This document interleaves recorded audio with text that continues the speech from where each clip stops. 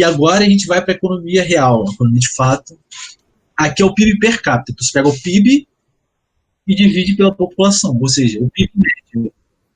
Você tem o PIB per capita, que é o PIB na média, né, da população. E aqui, em um ano, em 94, era 27 mil, tudo em reais de 2019, tá, gente? Botei tudo para 2019. Então você vê aqui o movimento de ascensão, 97, queda, aí ele sobe de novo. Em 2003, aqui tudo é FHC, tá, gente? Aqui começa o Lula. Você tem um movimento de grande crescimento do per capita. Em 2009, uma queda. Muito provavelmente por causa da crise de 2008, que a gente sentiu mais em 2009. E a gente volta a ascensão. E em 2011 é o primeiro governo Dilma. Você tem uma queda no início, uma ascensão no início, aí uma leve queda em 2014. Em 2014 começa a pegar mesmo o PIB per capita, decai muito, e a gente tem uma recuperação muito lenta, tá? Em vermelho está a variação, certo? A variação percentual, quanto que cresceu ou decresceu. Então, se você olhar aqui, aí fica um pouco complicado o discurso de que a gente já estava pronto para decolar, né? Que a economia ia voando e a pandemia que destruiu esse movimento, que a gente ia começar a crescer bastante. Porque em 2019, o crescimento do PIB per capita foi quase nulo e menor do que 2018. Se tivesse um movimento de recuperação, isso seria pelo menos mesmo, certo? E aqui a gente está muito perto do 19, 18, 17, a gente está muito perto do 0% de crescimento. Então está tendo estava tendo, né, uma recuperação da crise muito lenta, tá bom, gente? E, enfim, a gente agora está um nível menor do que a gente estava em 2010, certo? Nosso PIB per capita real. Ou seja, 2010 está melhor do que estava em 2019. Agora, então, a gente vai... Enfim. Aqui é o resultado primário, né? Em azul está a arrecadação do governo, e em vermelho está o gasto do governo. Em 2014, no novembro de 2014, a gente tem o primeiro resultado negativo. E se você olhar, esse resultado negativo foi um dos grandes responsáveis. Não foi só o aumento do gasto do governo, foi a queda da arrecadação, né? Então, muitas vezes a gente fala da política fiscal, pelo menos no noticiário, tem que reduzir gasto, mas não se fala tanto de como aumentar a arrecadação. Porque quando a pessoa fala aumentar a arrecadação, já pensa aumentar imposto. Não, exclui essa possibilidade. Mas se pensar, aquele investimento público que eu falei, ele gera uma arrecadação ao longo do tempo. Não é? Por exemplo, você faz uma estrada, você tem lá esqueci o nome, gente, me ajuda aí. O pedágio. Então, isso é uma fonte de renda ao longo prazo, certo?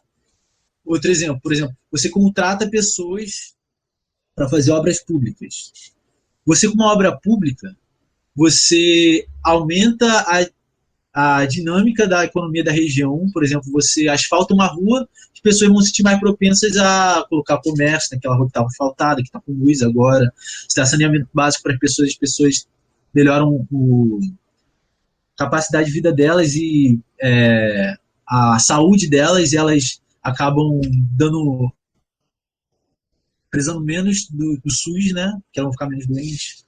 Ou seja, você investe, mas você pode reduzir gastos, nesse caso do SUS, e aumentar a arrecadação no futuro, até porque quando você contrata gente, por exemplo, uma obra de infraestrutura, essa pessoa vai ter renda, e tendo renda, ela vai consumir ela vai ter lá a tributação sobre o consumo, e ela com renda vai ter imposto de renda, então isso meio que volta, sabe, para o governo. A gente pensa muito no gasto público como dinheiro jogado fora, mas isso está numa dinâmica econômica de, muitas vezes, quando o governo gasta, aquilo pode virar uma arrecadação, pode ser um investimento, né, uma aplicação. E também aqui a gente reduziu muito por causa do início das políticas de isenção fiscal do governo Dilma, mas vai elaborar isso com mais cuidado mais para frente. Aqui é só para deixar claro aquele ponto, como a arrecadação ela está correlacionada, ou seja, ela anda meio que junto com o crescimento da economia, o crescimento do PIB. Azul, a gente está a variação, a taxa de crescimento ou decrescimento da arrecadação, em verde do PIB. Você pode ver sempre aqui, pode ter um ano que eu não tenha visto, mas todos os anos que pelo menos eu olhei aqui com calma, quando o PIB aumenta, a arrecadação aumenta, e mais. Quando o PIB cai, quando o PIB cai, a arrecadação caiu também aqui, ó. Não caiu tanto, mas caiu, tá? Aqui, por exemplo, ele está em 2 pontos diferentes, mas se você olhar, o crescimento caiu e a arrecadação caiu muito, sabe? Aqui é que eu estou falando caiu, mas aqui é que a arrecadação de fato caiu. Aí nessa parte do gráfico acima desse eixo é que ela cresceu menos, tá? Estou falando caiu, perdão. Por exemplo, aqui de novo. Daqui para cá, a arrecadação cresceu menos. Daqui para cá, ela caiu, tá? A variação negativa, beleza? Só para mostrar que o PIB influencia muito na arrecadação, certo? E aqui a gente vê que a arrecadação começou a cair em 2014, tá vendo? Quando o PIB cai, quando a variação do PIB, o crescimento do PIB caiu, tá? E aqui, ó, quando o PIB voltou a crescer um pouco, aquele crescimento pequeno que eu falei em 2017, a arrecadação diminuiu, mas não diminuiu tanto, né? E aqui a arrecadação cresceu quando o PIB também cresceu em 2018. E aqui é só a arrecadação em anos, tá? Porque ali estava em meses. Só para você ver que a queda em 2014. E esse tá? A arrecadação caiu em 2015 também. Os 2 anos marcou início uma crise muito grande na economia, devastadora. E aqui a gente vai ver a inflação, né? O que dá suporte para as políticas fiscais contracionistas. Quando a inflação está alta, é necessário, pelo menos se vê necessário, uma política fiscal contracionista para controlar a inflação. Aqui em 96, resquício, né, ainda da grande inflação. A gente volta a ter uma grande inflação em 2002, tá? E aqui uma volta da inflação muito grande em 2015. Claro que aqui, ó, a inflação ainda está alta, tá, gente? Aqui está entre 4% e 7%, isso é a inflação alta. Lembrando, inflação não necessariamente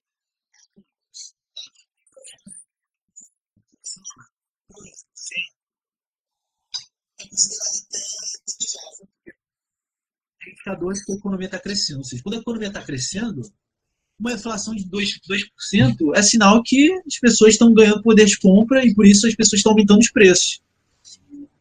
Só que quando essa inflação é muito grande, aí já torna um problema grave para a economia. Muito grande, sei lá, acima de 4. Assim, já é um grande problema, acima de 3 e tudo. E aqui começa as políticas fiscais contracionistas, né, 2016, que entra o governo interino do Temer e já tem uma redução drástica da inflação. 2017 aqui já começa a controlar a inflação e hoje está 2 e pouquinho por cento, está bem controlada, certo? E como que controla a inflação? Vocês lembram uma política monetária contracionista? Você quer chutar, mano? O que eu faço para controlar a inflação? Política Pô, tô no monetária. banheiro, caralho. Você aumenta os juros. E aqui a gente tem uma estimativa que eu fiz da Selic Real. Aqui é aquela inflação mesmo gráfico, tá? Só que tá aqui, em vermelho. E aqui é a taxa de juros nominal. E em verde é a taxa de juros menos a inflação. Beleza? A taxa de juros real da economia. Que a gente mostra. Aqui, ó. Quando a inflação, quando o juros ele cresce, tá vendo? Ele aumenta, a inflação tende a baixar. É basicamente isso que eu quero mostrar. E quando a taxa real está alta, é porque você teve. Não sei, você pode ter muitas interpretações a partir disso. Né? Bastante as pessoas para pegar dinheiro emprestado delas. Isso tem a ver também com os economistas ortodoxos que falam que é a necessidade de confiança, você tem que aumentar o juros real, você tem que aumentar a remuneração das pessoas. E aqui também, ó, 2015 a 2018, a Selic deu uma aumentada. Selic real. Aqui é o crédito, né? Ainda naquela política monetária contracionista, expansionista, vê que o crédito estava mais ou menos estável até 2003. 2003, no início do governo Lula, aí começou um crescimento e esse crescimento das operações de crédito se deu até 2014. Aqui, e aqueles 2 aninhos aqui, ó, que eu falei, se manteram estáveis e começou a decair e teve uma leve ascensão de volta. Taxa de câmbio, aquilo que eu estava falando, política fiscal, política cambial, a gente vê que o câmbio estava por causa da política econômica do plano real, que é aquilo que eu falei, lembra? A taxa de câmbio alta, ela influencia na inflação. E o importante nesse governo, pelo menos no primeiro mandato, era conter a inflação e manter a funcionalidade do plano real, né? Então, aqui no primeiro mandato, ele está bem controlado, vocês vão ver que é uma linha aqui, quase, começou a menos de R$ 1 taxa de câmbio, e ficou um pouquinho acima, e aqui eles liberam o câmbio, tá vendo? Eles deixam o câmbio flutuar, e em 2003, mais ou menos, ele começa a decair, né? 2008 tem uma ascensão, 2009, quer dizer, por causa da crise de 2008, volta a decair, e agora está numa trajetória de aumento, beleza? Principalmente em 2016, que era o ano da crise. Porque em crise aqui no Brasil, quem tem real tem medo, né? Que tem inflação, eles perdam o poder de compra deles. Então eles compram dólar, que é a moeda mais estável, certo? Guardem isso. Em momento de crise internacional, os agentes econômicos vão querer dólar e euro, tá? Por exemplo, 2008, todo mundo queria dólar no mundo, sabe? Por mais que a crise tenha surgido nos Estados Unidos, como ele escolheu para o mundo, o dólar é sinônimo de estabilidade, né? Pode ser uma reserva de riqueza sua, né? Porque você acha que o dólar não vai te valorizar muito do dia para noite. Então todo mundo vai atrás de dólar, até porque muito da dívida dos países no cenário internacional é em dólar, tá? E quando isso também fica um pouco naquela discussão da dívida pública, né? Quando a sua dívida é na sua moeda, a coisa fica mais tranquila de manejar. Agora, quando a sua dívida é em dólar, meu amigo, aí é muito mais complicado, você precisa de reserva de cambial, né? Você precisa de reserva de dólar. E aqui a gente tem as principais políticas econômicas de cada governo, e eu vou tentar ser muito rápido aqui, porque cada quadradinho desse daria uma toca inteira, tá, gente? Então vamos lá. Primeiro mandato é FHC. O objetivo é grande crise que iniciou na segunda metade dos anos 80, que foi a crise da inflação, tá? Aquilo que eu falei que teve um ano que foi mais de 2000%. Vários planos para tentar controlar a inflação, e o objetivo do FHC era fazer o plano real ser o último plano e controlar a inflação. Esse é o objetivo do governo. Então, ele tentou abaixar a taxa de câmbio, certo? Então, ele fez ajuste fiscal, valorizou o câmbio, contraiu o crédito, e resultou numa diminuição da inflação, de fato, conseguiu controlar a inflação. Mas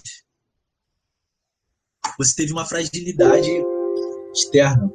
E muitos economistas heterodoxos falam que o grande problema do Brasil na época era a restrição externa. Ou seja, aquela exportação líquida, a balança de pagamentos, a gente exportava muito mais do que a gente exportava, a gente não tinha uma reserva tão grande de dólar, e o que a gente tinha que pagar com juros da dívida era muito alta, e a nossa dívida era em dólar. Tá? Grande parte da dívida era em dólar. E no segundo mandato, ele continua tentando estabilizar a inflação, mas ele quer melhorar um pouco o quadro fiscal do governo, reduzir os gastos e aumentar a remuneração. O jeito de fazer isso é fazendo privatizações e concessões de empresas que que julgavam não ser eficientes. Então você podia passar para a iniciativa privada algo que estava gerando só custos para o Estado e para a sociedade. Você privatiza, você faz concessão. O que é concessão? Você uma empresa ou um projeto de obra pública e você fala, ó, iniciativa privada, você fica com isso daí por 10 anos, você tem sua remuneração, depois você passa de volta para mim. Tá? E você fez, então, um sistema de metas de inflação que perdura até hoje, e você botou o câmbio flutuante, aquilo que eu tinha mostrado. Mal feito, tá? Você parou de investir em energia, porque você falou, vai privatizar, não tem porque a gente continuar gastando dinheiro com energia, vai passar para iniciativa privada. Só que as privatizações e concessões não foram o que eles pensaram, continuou, né, o setor energético no campo estatal, o investimento tinha caído, né? E uma coisa, quando você deixa de investir, a depreciação que a máquinas, equipamentos, instalações, tudo sofrem, ou seja, uma máquina enferruja, uma estrada esburaca. Isso continua acontecendo, tá? Então, para você aumentar de novo a capacidade produtiva, ó, você está com o investimento caiu e a depreciação continua aumentando. Para você aumentar a capacidade produtiva, você tem que investir para compensar a depreciação e aumentar mais do que isso, certo? Então, o setor energético, ele carecia de investimento. E isso gerou apagões pelo Brasil e tal. E você teve um movimento de oligopolização do sistema bancário, ou seja, os bancos pequenos foram morrendo e foram ficando poucos grandes bancos dentro do nosso sistema financeiro. E hoje nosso sistema financeiro bancário é extremamente oligopolizado. Você pode contar os bancos brasileiros principais deles, né? Mas você fez essa política fiscal contracionista, mas você manteve gastos no segundo governo FHC com medidas assistencialistas. Várias bolsas, Bolsa Família, Bolsa Escola, Bolsa Gás, Bolsa Alimentação, vários tipos de bolsa que no governo Lula depois ele juntou e virou Bolsa Família, tá? Mas também as medidas assistencialistas não eram nada, eram grande coisa comparado ao que tinha antes, mas quase nada se comparado ao que tem hoje, sabe? Então a gente vai pro Lula agora. O primeiro mandato do Lula, ele teve como foco, em contrário, normalmente as pessoas associam Lula sempre às medidas expansionistas dele, mas no primeiro mandato ele teve como foco estabilidade fiscal, monetária, e ele fez políticas contracionistas, fiscais e monetárias. Tanto que ele indicou para o Banco Central o Meirelles, né, o Henrique Meirelles, e para o Ministério da Fazenda o Palocci. Ou seja, pessoas com um viés, pode dizer, ideológico, mais associados com aquilo que eu chamei de neoclássico. Tá? Então você fez políticas contracionistas, aumentou juros e fez ajuste fiscal, que é diminuir o gasto. E nesse primeiro mandato, a gente teve um cenário externo extremamente favorável. A China começou a crescer loucamente e ela era uma grande demandante das nossas exportações, principalmente commodities. O que são commodities? São produtos normalmente do setor primário, produtos minerais, soja, é o nosso grande commodity, que não tem diferenciação grande entre diferentes fornecedores. Então, por exemplo, 1 quilo de soja do Brasil é praticamente a mesma coisa que 1 quilo de soja dos Estados Unidos, digamos assim. É uma coisa que mudou o preço, mas qualidade não muda muito, são commodities. Tá? E a China e também o cenário internacional começou a demandar muito das commodities brasileiras. E qual que é o negócio? Quando você vende para fora, entra dólar. Então o Brasil ele começou a conseguir uma reserva de dólares nessa época, bem grande, certo? Então você teve um acúmulo de reserva de dólares. E quando saiu a crise de 2008, a gente que de 95 a 2000, a gente tinha problema com falta de dólares, virou credor mundial. A gente emprestava dólar para as pessoas, certo? No segundo mandato, Lula começou a reverter esse viés contracionista das políticas econômicas. Ele começou a fazer política fiscal e monetária expansionista. Principalmente no crédito, tá? Ele deu muito crédito para parcela, para o consumo das famílias. E ele aumentou também o salário mínimo, que incentivou o consumo das famílias, e principalmente também com a política do Bolsa Família, políticas assistencialistas em geral, e com crédito subsidiado a pessoas mais pobres que queriam construir casas. Com essas medidas, você aumentou a parcela de consumo dos setores mais baixos da pirâmide, sabe? Das pessoas, se a gente botar uma pirâmide de quem ganha mais para quem ganha menos, a população, né? Aqui na pirâmide, a base que ganha menos, aí quanto vai aumentando, vai diminuindo o número de pessoas que ganham mais. Essa base da pirâmide ganhou muito poder de compra. E com obras de infraestrutura também, gastos em investimento público, você contratou muita gente também que era dessa base da pirâmide, ou seja, eles ganharam poder de compra. E quando eles ganham poder de compra, eles começam a consumir mais serviços. Lembra daquele serviço que eu tinha falado, serviços prestados para a família? Então, grande parte do consumo deles é com isso. E quem presta grande parte desse consumo, desses serviços, são a própria população mais pobre, menos especializada, com menos tempo de estudo, certo? E o que acontece? Quando você aumenta o consumo desse setor, você aumenta a remuneração dessas pessoas e a capacidade das pessoas de consumir esse tipo de serviço também menos especializado e para famílias, você aumenta o preço desse setor. Então você causou uma inflação no setor de serviços, especialmente serviços com menos especializados, com menos técnica empregada neles, certo? E o que acontece? Muita gente também um pouco acima dessa pirâmide de renda, né? Ela consome esse serviço também. E eles não tiveram a renda aumentada tão grande quanto a da base da pirâmide. Então, para eles sentiram mais essa inflação. Porque a inflação para a base da pirâmide era sinônimo de aumento de renda. Você está aumentando o preço desses serviços, mas como esses serviços eles são basicamente o custo deles é mão de obra, se aumenta o preço, você aumenta a remuneração deles. Eles consomem mais de serviço. Então, o que acontece? Aconteceu o chamado squeezed middle. Você comprimiu o meio dessa pirâmide.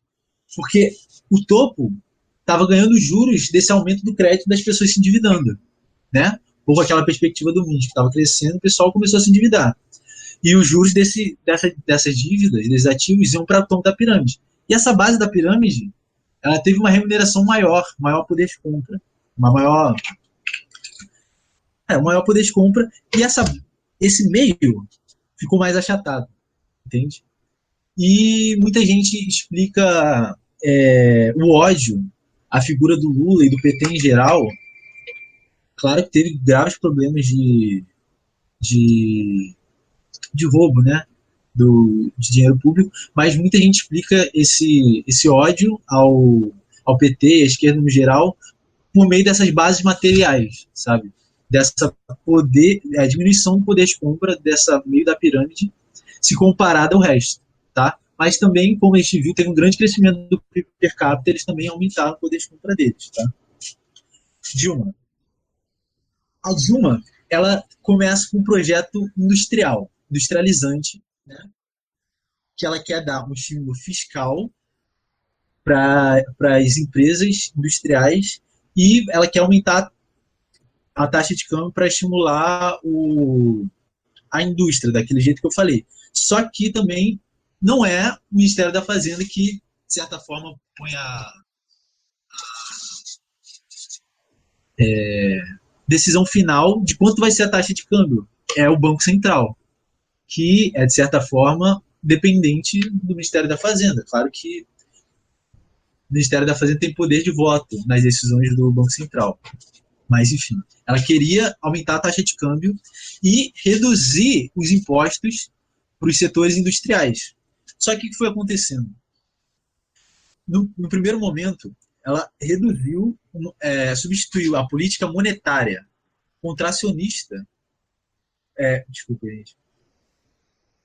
Ela reduziu a política monetária, em vez dela controlar a situação econômica por meio de uma política monetária contracionista, ou seja, aumentando os juros e diminuindo o crédito, ela quis fazer um ajuste fiscal, reduzindo gastos e investimento, certo? E congelando preços. Porque tem os preços administrativos, certo?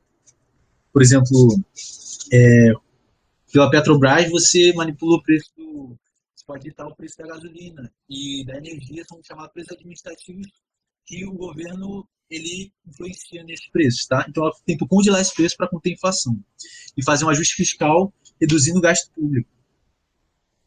E ainda naquela perspectiva de reduzir a tributação das indústrias, ao longo do tempo, isso não ficou concentrado nos setores principais das indústrias, né? Porque qual que é o raciocínio? Você diminui o que a indústria gasta em tributo, né? Você reduz o custo dela. Reduzindo o custo dela, vai ter um incentivo para investir mais. Só que essa política, ela foi feita não só para setores pontuais estratégicos. Ela foi se espalhando, sabe? Começou com 4 setores e foi para mais 50 depois, no final do período. E o que acontece? As empresas também estavam endividadas no período anterior daquele. Lembra do ciclo de Minsk? Que estava se endividando. E você deu esse estímulo fiscal, reduziu a tributação deles, reduziu o que eles têm que pagar de imposto. Eles usaram essa redução de custo para repor o lucro deles, para pagar o que eles tinham de dívida, certo? Então, eles não gastaram com mais máquinas, equipamentos, instalações e contratação de funcionário, certo? Ela deu muito crédito pelo BNDES também para as empresas, que de certa forma, com certeza teve impacto no investimento, mas também eles usaram esse dinheiro para repor o lucro deles, né? Não necessariamente investir e contratar gente. E você acabou tendo uma aceleração da inflação, tá? E você, nessa para controlar essa inflação, porque aí já o congelamento do preço começou a se tornar meio que sustentável. Você voltou para uma política monetária contracionista, aumentando os juros e reduzindo o crédito, tá? Na real, eles só aumentaram os juros, eles continuaram fornecendo crédito. Então, você teve um ajuste fiscal nesse período, lá mais ou menos 2014, 2015, 2016, e isso abaixou também a formação bruta de capital fixo, investimento, porque você está reduzindo o investimento público, faz parte do investimento total. E lembra que eu falei que começou a ficar insustentável o congelamento de preços? Você aumentou abruptamente o preço de volta, você voltou ele para patamares sustentáveis. Quando você aumenta de volta abruptamente, você aumenta a inflação, certo? E, de certa forma, essa política fiscal de aumento de juros não teve tanto impacto, porque muitas empresas estavam com juros subsidiados, ou seja, eles pagavam um juros menor do que do geral. Então, de certa forma, os juros a política monetária de aumento de juros não teve tanto impacto. Aí tem uma discussão, né? Tipo, você tem inflação porque os juros está subsidiado, sabe? Mas isso é bem controverso. E aí você teve Renan, a recessão econômica de 2014, começando em 2014 e 2015. desculpa interrompendo a sua explanação, meu cara. Vocês chegaram a ler, teve uma pergunta aqui interessante do Marcos Azambuja. Vocês chegaram a falar? Que eu tive que sair um pouquinho. Ó, não cheguei a ler. O Marcos Azambuja, ele perguntou o seguinte. Deixa eu só abrir aqui.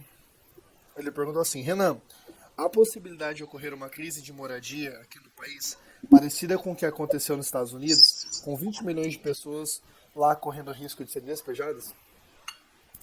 Então, parecida com os Estados Unidos, eu não sei, porque a situação nos Estados Unidos foi muito singular, foi uma questão de crise do sistema financeiro dos Estados Unidos. Mas eu acho bem possível ter uma crise das pessoas não terem dinheiro para pagar o aluguel, né? Quem já não tem muita renda e tem uma casinha, meio que tem que vender a casa para conseguir subsistência. Acho possível. Talvez por motivos diferentes, né? Porque até pelo que eu vi nos Estados Unidos era a maneira de financiamento que os bancos eles adotavam, ela não verificava se as pessoas tinham real condição, né? A subprime. Se elas tinham real condição para poder ter o imóvel, né? Algo assim. E aí a pessoa já estava nos 5 anos com a casa, de repente, quando estourou a bolha, né? Não tinha condição nenhuma. Lá também a pessoa, ela meio que consegue crédito, ela dá meio que a casa dela como calção, sabe? É meio... Mas vamos voltar. Nós vamos ponderar rapidamente que, por crise de moradia, a gente já tem no Brasil, porque tem uma quantidade pornográfica de pessoas sem poder morar. Então, antes de pensar em se vai ter gente... Acho que a questão é outra, não é a questão de ser trabalho, Mas acho que já tem que tratar de outro jeito. De tantas pessoas que nem como pagar uma moradia em primeiro lugar, para nem financiar, né? Não tem nem como pagar um aluguel.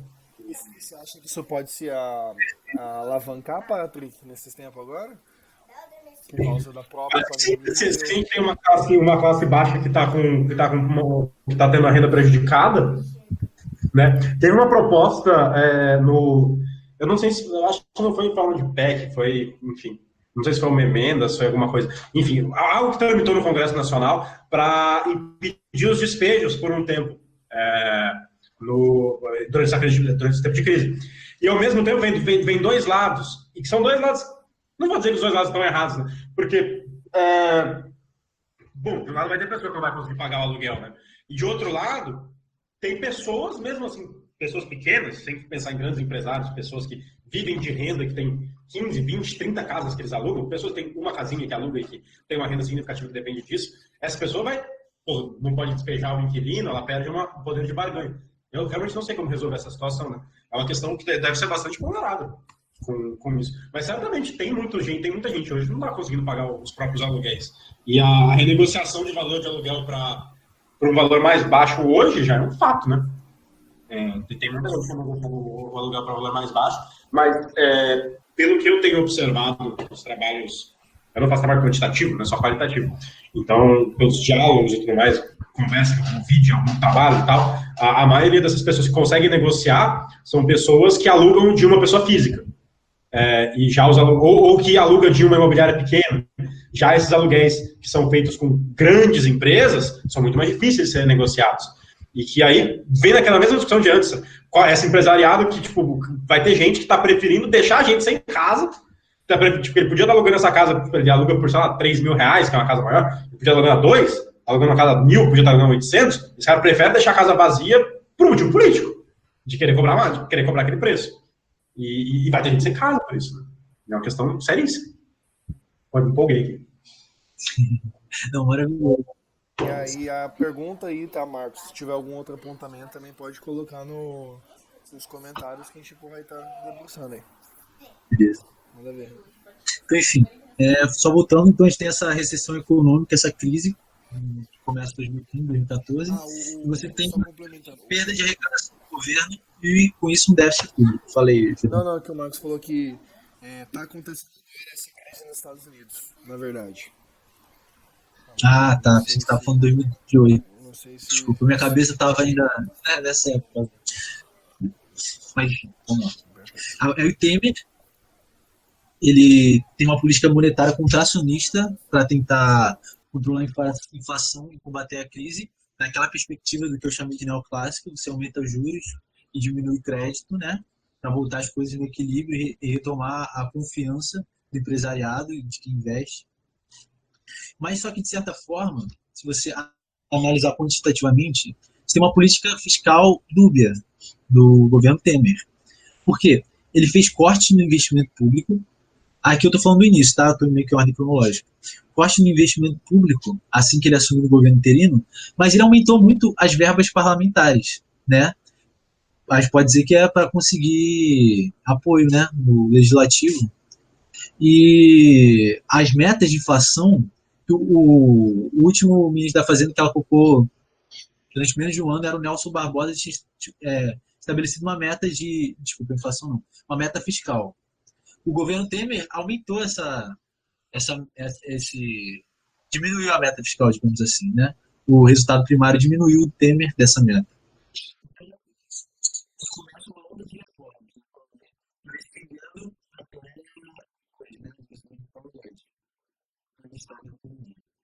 o objetivo das reformas é aquele, retomar o crescimento econômico e trazer de novo estabilidade para a economia. Tá? E aí, eu teve a emenda 95 que é a PEC de gasto, né? Que essa PEC fez, né? Foi uma emenda constitucional, ou seja, ele acrescentou isso na Constituição, que os gastos que ele fez em 2016, o gasto público feito em 2016, vai ser o mesmo para todos os anos, para daqui a 20 anos, possibilidade de reajustar esse gasto em pontos pontuais. Mas, enfim, você deixa fixo o, o gasto o público. E você, obviamente, você tem inflação de um ano para o outro, então o que você tem que fazer? Para você ter esse mesmo poder de compra desses gastos, você ajusta pela inflação. Então, esse teto ele estipula de forma rígida o quanto que o governo gastou em 2016 tem que ser o mesmo para os outros anos, só que com ajuste da inflação feita pela estimativa de inflação no meio do ano. Isso virou uma pedra no sapato do governo agora, né? Uma pedra é pouca coisa, né, cara? Um prego. Mas, Não. enfim, só um detalhe, em 2000, educação e saúde foi referente a 2018, tá? Não era o mesmo gasto de 2016. Mas, tá, o que mudou? Antes, na Constituição, você estipula que, dada a arrecadação do governo, quanto você acha que você vai receber de arrecadação, você investe uma porcentagem fixa dessa arrecadação para educação e saúde. Então, se o governo arrecadou 1 trilhão, 30%, 300 bilhões tem que ser para educação. Bom, se ele arrecadou mais, vai mais para educação. Se ele arrecadou menos, vai menos para educação. Tá? Na real, é o piso. Você não tem que gastar aquilo, tem que gastar no mínimo aquilo, certo? Esse teto de gastos, o que ele fez? Ele meio que ele desconsidera a situação econômica e quanto o governo está arrecadando, mais ou menos. É aquilo. Você tem que se virar com aquilo. E, se não me engano, o Fundeb estava fora desse teto de gastos, tá? Que é investimentos para a educação também. Outra reforma, você teve a reforma trabalhista, que o pensamento era você reduzindo os custos e desburocratizando para quem contrata essa situação de contratação. Se você reduzir os custos de contratação, reduzir a burocracia para se contratar, você vai manter os empregos, né? Porque você estava com grave desemprego, a gente vai ver nesse momento, e foi uma forma que falou, você faz essa reforma, mas vai garantir emprego e vai aumentar a formalização do trabalho. Os informais vão passar a ser formais. Só que, na prática, a gente não viu isso, né? A gente teve ainda desemprego alto e não aumentou a formalização. A gente não vê processos informais entrando na formalidade, certo? Mas claro que isso é difícil falar. Pode me falar, se não fosse pela reforma trabalhista, ia ser muito pior. É uma hipótese que é muito difícil de você discordar, não tem como saber. E também tem outra hipótese que fala, essas reformas elas demoram muito tempo para dar efeito. Não é possível você argumentar isso. Algumas medidas da reforma. Você alterou as regras de jornada de trabalho, podendo estender a jornada de trabalho dos trabalhadores, né? Porque você tinha uma hora máxima, se não me engano, para a jornada de trabalho. Você pode parcelar as férias do funcionário e você pode negociar como vai ser a relação empregado-trabalhador. A lei, né? Bom, O pactuado pode ser diferente da lei. Antigamente tinha que o pactuado só poderia ser se fosse para beneficiar o trabalho. E hoje não. Hoje você pode pactuar, não todos os casos, mas você pode pactuar condições abaixo da lei e tá ok. essa parte de regulação, você, o pessoal de direito aí, com certeza vai saber explicar muito melhor do que eu. Mas, enfim, vocês quiserem dar algum... Eu acho que um caso, assim, que pelo menos eu vi um pouco no meu TCC que foi meio... Eu achei, assim... Eu achei um pouco, assim, complicado. É que antigamente, para ter uma negociação, um acordo coletivo, você precisava... Não, perdão. Para ter demissão em massa, você precisava da presença do sindicato, um acordo coletivo. Hoje, a demissão em massa é equiparada à demissão individual.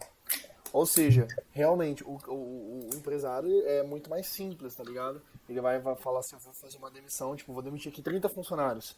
Antigamente, na legislação, você tinha que fazer um acordo coletivo, tinha que ter a presença do sindicato, e aí você conseguia garantir mais direitos trabalhistas, né? Então é isso o que muita gente também na classe trabalhadora fala.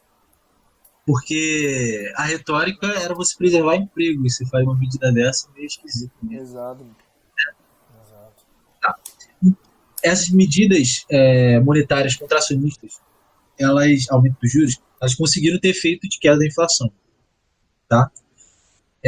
Claro que você pode argumentar que foi por outras causas, tá? Pode argumentar que não foi necessariamente aumento dos juros, mas enfim, teve aumento dos juros e teve diminuição da inflação. E depois que a inflação começou a ser controlada, você inicia uma trajetória de queda dos juros, da Selic, que a gente está vivendo até hoje, certo? E o Temer ele fez um amplo pacote para privatizações e concessões e que, de certa forma, as expectativas dele foram frustradas, ele não conseguiu tanto daquilo, que também foi muito... enfim, esqueci a palavra, mas ele deixou pelo menos 69 projetos de privatizações para 2019, tá? Estimados em cerca de 113 bilhões. Em Bolsonaro, essas privatizações e investimentos somaram 78,6 bilhões,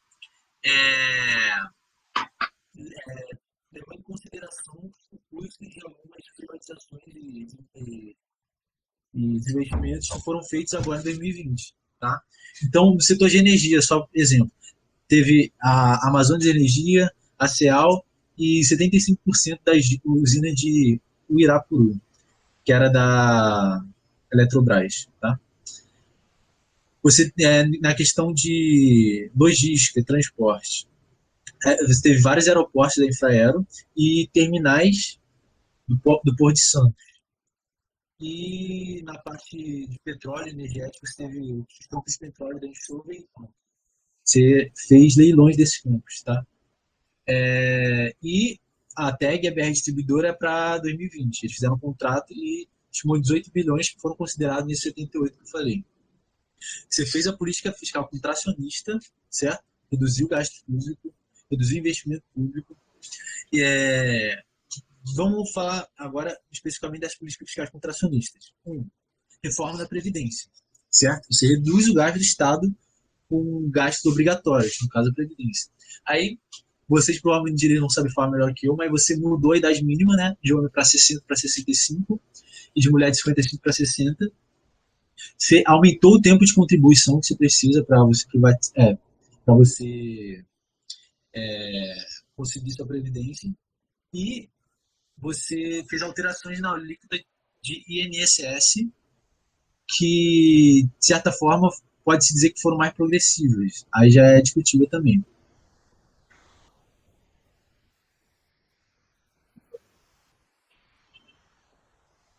Dentro ainda das políticas fiscais contracionistas, teve aquilo que eu falei, diminuição dos gastos sociais, investimentos públicos e gastos assistencialistas. Como, por exemplo, uma diminuição drástica do que era investido em saneamento básico, do Pronatec e da farmácia popular. Tá? Teve redução de gastos aí. E você teve uma certa estagnação no crescimento da renda e do investimento. Né? Eu mostrei lá o PIB per capita, que, de certa forma, cresceu entre 0% e 1%, né? Entre 0% até 0,5%. E a investimento eu vou mostrar daqui a pouquinho. E a indústria ela continuou numa trajetória de grande fechamento de várias fábricas, certo? Que já vinha desde a crise de 2014 por aí. Na real, desde antes até, desde o início do governo Dilma. E você teve um grande crescimento da desigualdade, que eu vou mostrar também em dados. Aí é o desemprego anual, tá? Gente, me dá um minutinho só, desculpa, eu vou no banheiro muito rápido. Se alguém quiser fazer alguma pontuação sobre tudo isso que eu falei aqui, das políticas econômicas, Fofano, não sei que está se coçando para falar. Valeu? Fofano tá aí? Eu acho que o Fofano não tá, ele tá com a câmera fechada. Aguenta aí, desculpa, viu? Já volto. Vai indo lá. Ó, já falando aí pro pessoal que tá seguindo. Pô, segue aí a nossa página, fazendo um favor. Se puder dar uma curtida aí no nosso trabalho, entendeu? A ideia é mudar de tema, fazer temas diversos, de diversas espécies, assim. Eu quero falar de... O próximo, a gente agora tá planejando fazer uma pra semana que vem, mais ou menos, talvez. Será sobre luto. A gente vai trazer um especialista, uma psicóloga, e trazer mais ou menos algumas pessoas para provocar essa discussão, para falar sobre luto. Como que se trata o luto, entendeu? a partir de uma perspectiva religiosa, como que, se não há uma perspectiva religiosa a partir do terapeuta, como é que a gente monta isso e tal. Aí tem diversos outros temas que a gente vai montando, a gente vai chamando as pessoas também a partir do Instagram, ainda não está muito claro como é que a gente vai fazer essa escolha, por enquanto está sendo eu mesmo, por quem eu acho que vai ser legal naquele papo, eu coloco, entendeu? Mas a ideia é conseguir montar, de alguma maneira, alguma espécie de seleção, assim, sabe? Pra, tipo, pô, eu gosto da toca, sempre participo, queria fazer parte da discussão mesmo, do próprio encontro e tal. Aí a gente vê como é que vai fazer. O Pedrão não tá aí agora, mas o Pedrão tá sendo nosso técnico, o cara que tá ajudando aí no nosso desenvolvimento. Se não fosse o Pedrão e o Carioca, isso aqui não estaria sendo realizado. Então, apesar da ausência deles, eu já vou agradecer aqui, porque sem eles isso tudo seria basicamente impossível, porque eu não sei fazer nada disso. A Vitória Kanashiro também era para estar aqui, mas ela não pôde vir, ela estava com algumas questões aí, e aí ela também será nossa ajudante aí técnica em alguns momentos, porque é um pouco complicado, vou assumir para vocês. Chegou aí, Carioca? Cheguei. Rapaz, eu só vou enrolar, hein, meu? Puta merda. Então vamos lá. Agora a gente falou das políticas econômicas, a gente vai falar um pouco mais dos dados, principais dados de 95 a 2019, e a gente vai para as políticas econômicas agora de 2020, depois que a gente entendeu um pouco o que é o Brasil. Né? Então aqui tem a taxa de desemprego, né, anual, um crescimento aqui até 99, uma trajetória de diminuição volátil aqui, mas de diminuição do desemprego até 2014. 2015, 2016, isso aqui é assombroso, gente.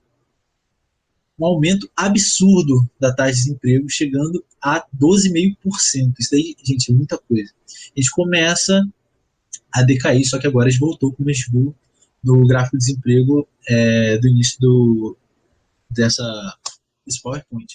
Aqui é o investimento público, tá? Infelizmente, ele acabou em 2015, essa série histórica, mas posso garantir para vocês com certa convicção de que essa trajetória de queda se perpetuou, ou pelo menos se manteve por aqui, tá? E você vê aqui claramente, em 2003, um grande aumento do investimento público, certo? Começou queda em 2011, que no início teve um ajuste fiscal no governo Dilma, aquela queda de investimento que eu tinha comentado, voltou a crescer e em 2015 despenca, tá? E aqui é o investimento total, investimento público e privado. E aqui é um pouco aquilo que eu falei.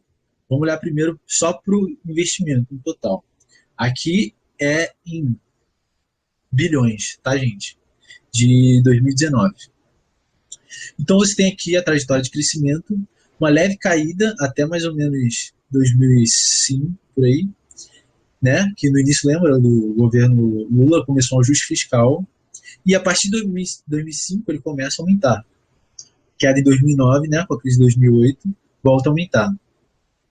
Isso daqui pode parecer pouco, tá, gente? Mas aumentar de, sei lá, 750 bilhões para se aumentar 100 bilhões no investimento público, no investimento no geral, é bastante coisa. E a partir de 2013 começa a queda do investimento, certo? Uma leve recuperação. O que são esses dois séries históricas que eu botei aqui? Lembra aquilo que eu falei da depreciação? Que você tem um estoque de capital, né? Você tem todo o seu maquinário, instalação. Ao longo do tempo, eles vão se depreciando, né? Aquelas coisas vão perdendo a capacidade de produzir delas, né? Perdendo a capacidade produtiva delas. E essa depreciação, ela ocorre conforme vai aumentando, isso daqui é anual, tá? Não é estoque. A depreciação que acontece num ano de economia, ela aumenta conforme o estoque de capital fixo da economia. Então, quanto mais máquina, equipamento, instalações você tiver na economia acumulado, maior vai ser a depreciação que isso vai correr no ano, certo? E aqui, se você... Então, o que eu fiz aqui? Eu peguei o investimento e diminuí a depreciação. Ou seja, vamos supor que 2013 investiu isso. Se isso daqui é de depreciação, então o investimento líquido, ou seja, o que eu investi para aumentar a capacidade produtiva, é o que eu gastei com investimento menos o que eu gastei para repor aquilo que se depreciou. Não é mesmo? Então, deixar mais claro. eu tenho 2 máquinas, né, na minha fábrica. Do ano para o outro, eu aumentei de 2 para 3 máquinas, certo? Minha formação bruta de capital fixo, você pode achar que foi 1. Mas se eu te disser que de um ano para o outro uma máquina se depreciou, e no ano seguinte eu tenho 3 máquinas, então minha formação bruta de capital fixo foi 2 máquinas, né? Eu tinha 2, uma se depreciou, eu comprei 2, né? Se eu quiser só calcular o investimento, a formação líquida de capital fixo, eu tenho que deduzir a máquina que se depreciou para conseguir ter noção do que eu investi para aumentar minha capacidade produtiva, para aumentar meu estoque de capital. Então, nesse caso, a formação líquida de capital fixo foi uma máquina, né? Eu tinha 2, uma se depreciou. Eu repus uma, e o que eu aumentei? 1, certo? Ficou claro, né? Então, os meus cálculos, tá? O que se gasta para repor o que se deprecia na economia brasileira é maior do que o que se gasta para aumentar a capacidade produtiva, o acúmulo de capital, o acúmulo do estoque de capital, certo? E isso é muito preocupante, porque a gente diminui o investimento, só que aquilo que eu falei, a depreciação continua acontecendo. Então, para você aumentar a capacidade produtiva da economia, aumentar o estoque de capital, você tem que repor a depreciação e investimento. Isso é muito claro quando eu falo de investimento, certo? Fala do investimento líquido, o que realmente aumenta a capacidade produtiva, beleza? A capacidade produtiva existente, né? Você repõe uma coisa depreciada, vai aumentar a capacidade produtiva. A depreciação é aquele maquinário que já era, assim. Isso. A gente calcula com uma perda do poder de produção daquele capital, né? Entendi. Caramba, que negócio legal que você fez. Aquilo é do meu TCC. Eu já peguei emprestado. Aqui, a gente vai dividir os setores, só que é parecido com aquilo que eu fiz do carteira assinada, para falar da informalidade, só que aqui eu adicionei a porcentagem dos trabalhadores que pertencem a esse setor. Então, aqui, ó, que é o rendimento efetivamente recebido. Então, é aquilo que a pessoa recebe só do trabalho dela, tá? Fora aquelas outras fontes que eu comentei mais cedo. Então, salário médio de todos esses setores é 2.200 em 2019, tá? No final de 2019. E a gente tinha cerca de 62,5 milhões de empregados, tá? No setor privado, desse total aqui, o setor privado representa 72% dos empregados. Setor público, 20%, praticamente, tá? No setor privado, com carteira assinada, são 74%, tá? De todo o setor privado, 74% tem carteira assinada. De todo o setor privado, quase 1/4 não tem carteira assinada, tá? São informais. Ou seja, muita gente. Setor público, essa porcentagem mais ou menos parecida. E aqui, em especial, eu queria que vocês atentassem aos domésticos. Em 2019, os domésticos, ou seja, empregados domésticos e cuidadores, representavam cerca de 6,3 milhões de pessoas. Tá? Isso é muita gente. Acho que Mato Grosso do Sul tem menos de 3 milhões de pessoas. Ou seja, de 2 a 3, Mato Grosso média. Tá? E isso também é importante. 72% desses domésticos são informais. Tá? 72% desses 6 milhões não tem carteira assinada. E não tem acesso de forma jurídica, né, a seus direitos trabalhistas. Vai depender da boa vontade de quem contrata, dar esse direito para eles. Aqui eu dividi o PIB em setores também, dividido pelo setor primário, secundário e terciário. Tá? Serviços em vermelho, como o Mato tinha falado mais cedo, grande parte do PIB é serviço. Indústria, em segundo, e agropecuária e pesca. Muita gente, a gente fica falando muito da nossa agropecuária, não sei o quê, justamente porque a gente tem uma bancada ruralista muito forte, mas na prática, o que ela representa do nosso PIB é pequeno em relação aos outros setores. Tá? Aqui eu só dei um zoom, é a mesma coisa aqui, ó, indústria e serviço, só que eu dei um zoom para a gente ver melhor a variação deles, tá? O intervalo é o mesmo, então a gente pode comparar a variação, beleza? Serviços em vermelho, representado pelos esses valores aqui em trilhões de 2019, e indústria, tá? A gente vê aqui que em 2003, 2004, começa uma subida absurda do setor de serviços, pouco aquilo da política que eu falei, tudo aquilo dos 15 mil e tal, enfim, aumentou muito o setor de serviços e também a industrialização também aumentou bastante. E aí, 2014 teve ainda um movimento de inserção, queda até 2016, leve recuperação em 2017, né? E volta a queda, beleza? Ou seja, indústria e serviços estão caindo.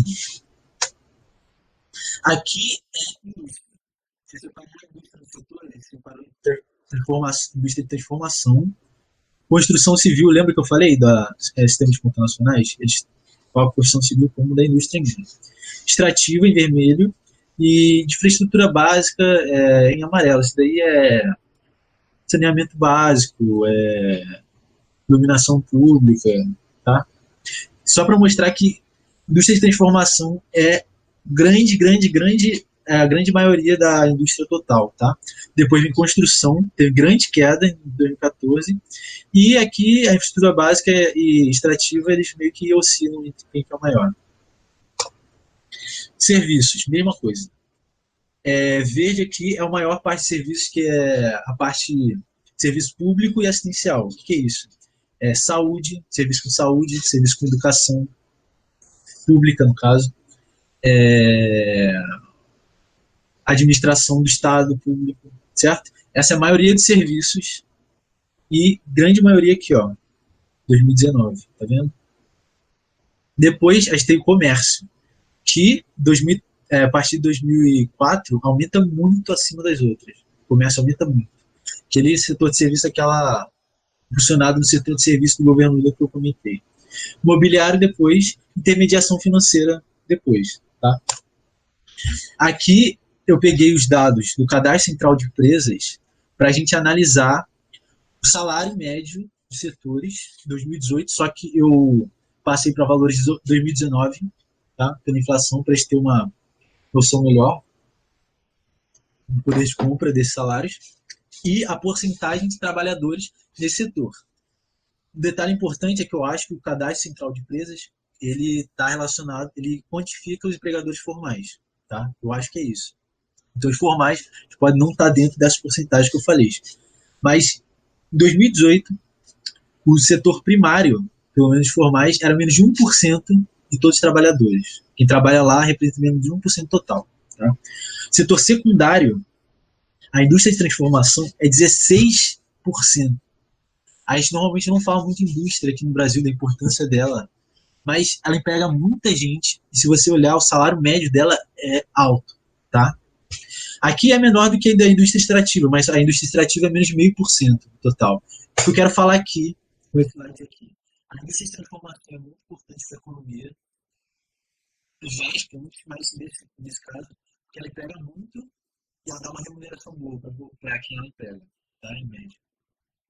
Construção 4% dos trabalhadores e a renda baixa de transformação. E aqui eu peguei... Carioca, e a indústria de transformação no Brasil vem reduzindo muito, há muito tempo, né? Há muito tempo a nossa indústria não vem pujante, né? Aqui, ó, a série histórica dela, ela vem caindo em 2017 e ela começou uma trajetória aqui, ó, até 2009 e depois ela fica estável, oscilação e volta a cair. Sim, mas num cenário mais amplo ainda, se você for pegar a década de 70, a porcentagem que tinha a indústria dentro do PIB era maior, não era? Bem maior. Uhum. Então, o Brasil ele acabou meio que se desindustrializando de uma determinada maneira, né? Uhum, exatamente.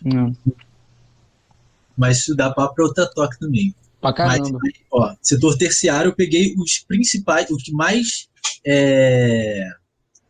empregam gente. Primeiro é varejista, comércio, tá? Comércio de pequenas quantidades, beleza? A cada transação é uma pequena quantidade. A administração do Estado é menor, só que é também cerca de 14%. E é uma bela remuneração aqui, como vocês podem ver, maior do que da indústria, todo mundo. Emprega muita gente. Atividades administrativas e, enfim, tá dado, vou passar, tá? Aqui as pessoas em situação de pobreza.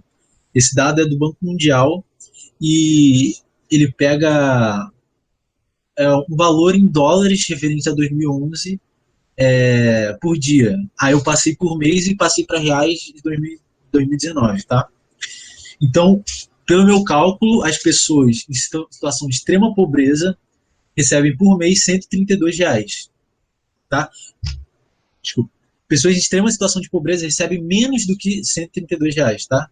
Todo mundo que recebe menos de R$ 132 por mês, pessoa, tá? No domicílio, tá nesse cálculo.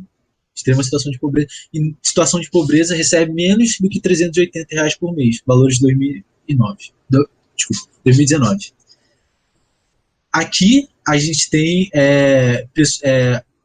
essa trajetória azul, tá? De pessoas que recebem menos de 380 por mês. E aqui a gente tem em milhões de pessoas de extrema pobreza, que é essa trajetória vermelha, e a gente não pode comparar, tá? A inclinação das duas retas, porque o intervalo é diferente, tá, gente? Então, aí não pode afirmar que caiu mais aqui do que aqui, tá? Só esse ponto que eu queria deixar. O importante é ascensão e estabilidade até 2000, 2001.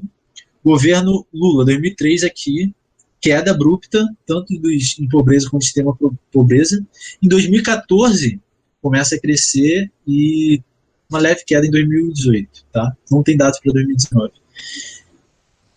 Parem para olhar. São mais de 1 milhão de pessoas, 2018 pelo menos, que ganham menos de R$ 132 no mês. 1 milhão de pessoas, tá? Pouco mais de um terço da população aí de Mato Grosso do Sul. E menos de 380 são 5 milhões. Não, desculpa, gente. São 40 milhões, tá, de pessoas. 40 milhões de pessoas, gente. Repito, 40 milhões de pessoas, tá? Mato Grosso do Sul, de novo, tem menos de 3 milhões. 2,7 por aí. O estado de São Paulo tem 40 milhões de pessoas. Então, no estado de São Paulo, de pessoas ganham menos de 380 por mês.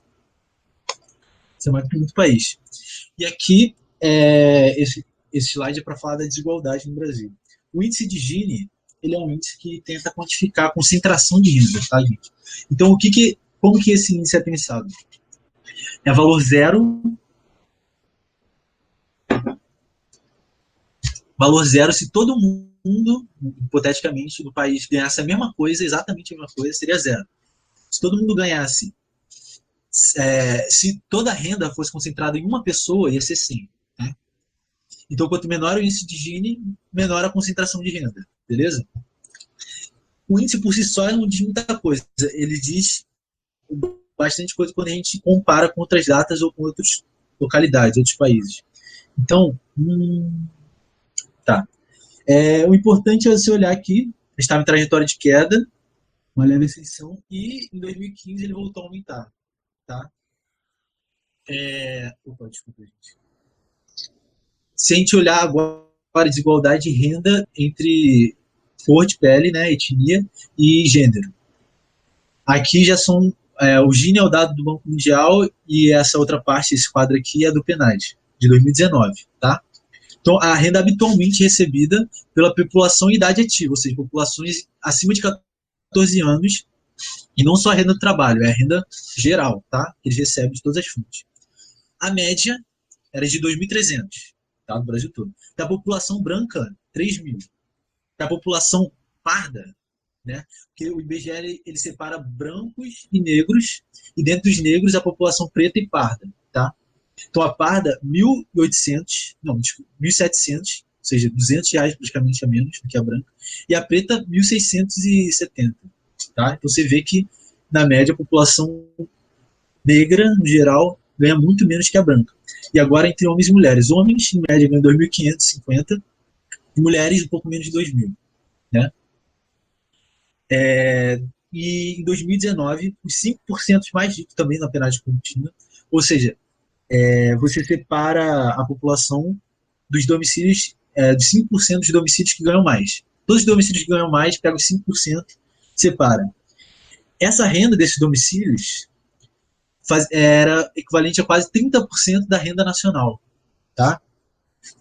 E os 60% mais pobres, ou seja, pega todos os domicílios, com 60% dos domicílios que recebem menos, né? Mais da metade de todos os domicílios, e essa quantidade, 60% dos mais pobres, equivaliam a 27,5% de toda a renda nacional, tá? Esse é o Brasil que a gente vive. Aqui eu já falo do acesso à saúde e saneamento básico, beleza? Segundo a Pesquisa Nacional de Saúde, em 2013, tá um pouco defasado essa data, mas é os dados que eles pararam de divulgar, infelizmente. Em 2013, eles estimaram que 113 milhões de pessoas consultaram um médico no período de um ano, tá? Então, 113 milhões de pessoas que consultaram um médico desse ano, tá? Não nesse ano, no período de um ano, enfim. Mas em 2013. Desses 113 milhões, 46 milhões tinham plano de saúde. Conclusão, 59% da população não tem acesso a plano de saúde. Ou seja, quase 60% não tem acesso a plano de saúde. Isso é grave se a gente adotar a hipótese que essa realidade não mudou muito, porque a gente vê que no sistema privado, né, dos planos de saúde, a gente tem mais capacidade de leitos do que no sistema público. E aqui a gente falando de saneamento básico, né? Não vou continuar falando de saúde, vamos lá. Aqui já é a fonte do IPEA, pelo retrato das desigualdades de gênero e raça. Eles pegaram várias bases de dados diferentes e eu eu selecionei a separação entre brancos e negros. Se você olhar o primeiro gráfico da esquerda, os atendidos pelo SUS, a população atendida pelo SUS, pegar todo mundo do SUS e pegar a porcentagem de brancos e negros que são atendidos. Em 2008, 67% eram negros e 47% eram brancos, ou seja, negros, pretos e pardos, ou seja, utilizam mais o SUS. Tá? E agora a cobertura do plano de saúde, em 2008, os brancos representavam 35% mais ou menos, os negros 17%. Tá? E aqui o saneamento básico está o Sistema Nacional de Informação sobre Saneamento. Acho que falei certo. 2019, dado recente, tá?